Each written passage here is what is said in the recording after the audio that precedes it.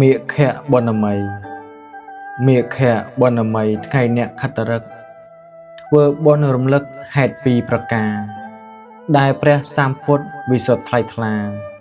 មានករណាសង្គ្រោះសត្វលោកមេខៈបនមីប្រជុំសាវកសន្និបាតជានៃព្រះមានជោគប្រកបដោយអង្គសង្ឃច្រើនកគោកឆ្លងផុតចាកលោកមិនមានអាល័យមេខៈបនមីថ្ងៃព្រះសាស្តាទ្រង់ត្រាស់វាចាមិនមានទុក្ខភ័យដាក់នៅអាយុសង្ខារនោះនៃក៏ក្រើកផែនដី10000ចក្រវាឡមេខៈបនមីមានហេតុប្លែកអស្ចារ្យចម្លែកមានក្នុងសាសនាជាប់ដោយព្រះគុណនៃព្រះសម្មាសម្ពុទ្ធនោះណាករណាក្រៃលែងមេខៈបនមីមានចិត្តសទ្ធាជ្រះថ្លាគ្រប់គ្នាគោរពកោតក្រែង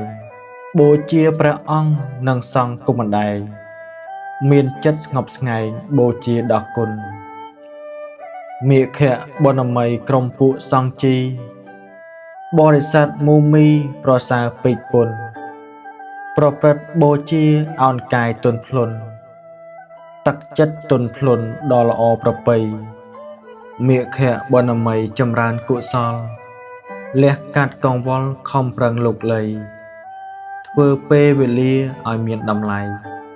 ពីព្រឹកដល់ថ្ងៃដោយមិនប្រមាទមេខៈបនមីមានន័យខ្លាំងណាស់ព្រះអង្គទ្រង់ត្រាស់នៅឱវាទប្រាប់បេះដូងធម៌ក្នុងសន្និបាត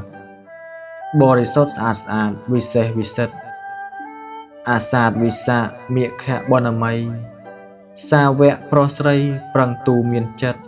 ឲ្យបានថ្លាស្អាតផុតចាកទុច្ចរិតមិនមានវិបត្តិនឹងបានសុខស្ងប់សូមអនុមោទនា